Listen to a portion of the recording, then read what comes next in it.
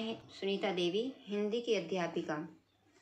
बच्चों, आज हम हिंदी की पुस्तक का पहला पाठ भारतवर्षों उन्नति कैसे हो पढ़ेंगे। इसके लेखक भारतेंदु हरिश्चंद्र जी हैं। आज हम इस वीडियो में एक अवतरण के ही प्रश्न उत्तर पढ़ेंगे। बच्चों, परीक्षा में एक गद्यांश आता है और उसे पढ़कर प्रश्नों के उत्तर देने होते हैं। तो आज हम पहले पाठ का गद्यांश के प्रश्नों के उत्तर समझेंगे। तो इसमें पहला गद्यांश है, इस अभागे आलसी देश में जो कुछ हो जाए वही बहुत है। हमारे हिंदुस्तानी लोग तो रेल की गाड़ी हैं। यद्यपि फर्स्ट क्लास, सेकंड क्लास आदि गाड़ी बहुत अच्छी और अधिक मशरूल की ट्रेन इसमें लगी हैं, पर बिना इंजन सब नहीं चल सकती। वैसे ही हिंदुस्तानी लोगों को कोई चलाने वाला हो तो ये क्या नहीं कर सकते। इनसे इतना कह दीजिए, का चुप साधी रहा बलवाना। फिर देखिए हनुमान जी को अपना बल कैसे याद आता है, सो बल कौन याद दिलावे। ये अवतरण है और इससे संबंधित नीचे प्रश्न पूछे गए हैं। तो सबसे पहले हम इस अवतरण का अर्थ समझ लेते हैं। जब अर्थ समझ में आ जाएगा तभी हम प्रश्नों का उत्तर दे सकते हैं। भारतेंदु जी ने हमारे भारत देश को बहुत ही आलसी देश कहा है। वो कहते हैं कि इस अभागे आलसी देश में जो कुछ हो जाए वही बहुत है। भारतेंदु जी भारत देश को आलसी बताते हैं। वो कहते हैं हमारे हिंदुस्तानी लोग तो रेल की गाड़ी हैं। यद्यपि फर्स्ट क्लास, सेकंड क्लास आदि गाड़ी बहुत अच्छी अधिक मशरूल की ट्रेन इसमें लगी हैं। भारतेंदु जी इसमें बताना चाह रहे हैं कि जैसे ट्रेन होती है और ट्रेन में फर्स्ट क्लास, सेकंड क्लास डिब्बे होते हैं, लेकिन अगर उसके आगे कोई एक इंजन ना लगा हो तो फर्स्ट क्लास का डिब्बा भी नहीं चल सकता। इसी तरह से हमारे हिंदुस्तानी लोग भी बहुत ही ज्ञानी हैं, होशियार हैं, लेकिन उन्हें कोई चलाने वाला नहीं है।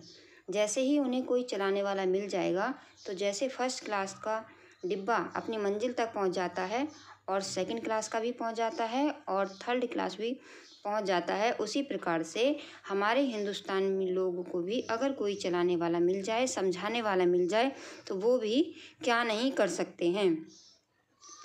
वैसे ही हिंदुस्तानी लोगों को कोई चलाने वाला हो तो वे क्या नहीं कर सकते। यहाँ पर उन्होंने फिर वही बात बताई है कि जिस तरह से रेलगाड़ी में कोई इंजन लगा दिया जाता है और उसमें सेकंड क्लास का डिब्बा भी अपने फर्स्ट क्लास की तरह मंजिल पर पहुंच जाता है, उसी प्रकार से कोई भी व्यक्ति अगर कोई अज्ञानी हो, अगर उसे कोई चलाने वाला, कोई समझाने वाला मिल जाए, उसे अपना लक्ष्य बताने वाला मिल जाए तो वो व्यक्ति भी क्या नहीं कर सकता। आगे कहते हैं, इनसे इतना कह दीजिए का चुप साधी रहा बलवाना। फिर देखिए हनुमान जी को अपना बल कैसे याद आता है, सो बल कौन याद दिलावे। आगे इसमें भारतेंदु जी कहते हैं लेकिन कि इनको जो है कौन बल याद दिलाए। एक लाइन दी है उन्होंने, का चुप साधी रहा बलवाना। इसका अर्थ है कि सबके पास ज्ञान है लेकिन उनको जो है अपने ज्ञान का पता ही नहीं है। हिंदुस्तानी लोग बहुत ही ज्ञानी हैं लेकिन उनको अपने ज्ञान का पता ही नहीं है। जैसे रामायण में भी एक प्रसंग है कि जब रावण की लंका में जाने के लिए राम जी के पास कोई भी साधन नहीं था कि जो है उस इतने महान समुद्र को कैसे पार किया जाए, तो हनुमान जी जो है बहुत ही चुप बैठे रहते हैं। उन्हें अपने बल का पता ही नहीं होता कि उनके पास इतनी शक्ति है कि जो है वो समुद्र लांघ सकते हैं। तो जामवंत जी ने उन्हें अपना बल याद दिलाया, तब उन्हें अपना बल याद आ गया। बच्चों, एक कहानी है कि बचपन में हनुमान जी जो है बहुत ही शरारती हुआ करते थे और वो जो है ऋषि मुनियों को परेशान करते थे। तो एक ऋषि ने उनको श्राप दे दिया कि जाओ तुम जो है अपना बल भूल जाओगे। तो उनकी माता अंजनी ने जब ये देखा तो उन्होंने क्षमा मांगी और फिर वो जो है ऋषि से प्रार्थना करने लगी कि इनको जो है बल याद दिला दीजिए। तब ऋषि ने कहा था कि जो कोई भी हनुमान जी को अपना बल याद दिलाएगा तब से जो है इन हनुमान जी को अपना बल याद आ जाएगा।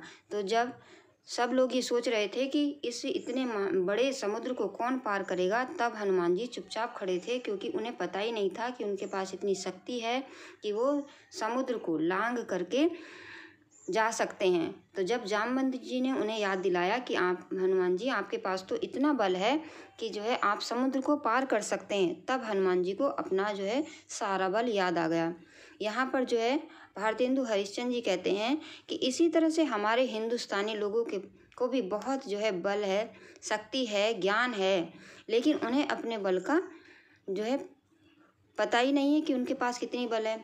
अब भारतेंदु जी के आगे बताते हैं कि पर जैसे हनुमान जी को जामवंत जी ने बल याद कराया, तो इन हिंदुस्तानी लोगों को बल कौन याद कराए, सो बल कौन याद दिलावे। इसका अर्थ है कि कौन ऐसा व्यक्ति हो जो हिंदुस्तानी लोगों को, भारतीय लोगों को उनका बल याद कराए। ये है इस अवतरण का पूरा अर्थ।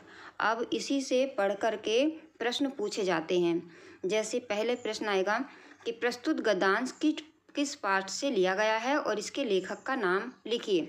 तो ये 2 नंबर का प्रश्न होता है और इसका उत्तर होता है कि उत्तर है प्रस्तुत गद्यांश भारतवर्षों उन्नति कैसे हो से लिया गया है और इसके जो लेखक हैं वो भारतेंदु हरिश्चंद्र हैं। दूसरा प्रश्न है प्रस्तुत पंक्तियों में लेखक ने किसकी चर्चा की है, स्पष्ट कीजिए।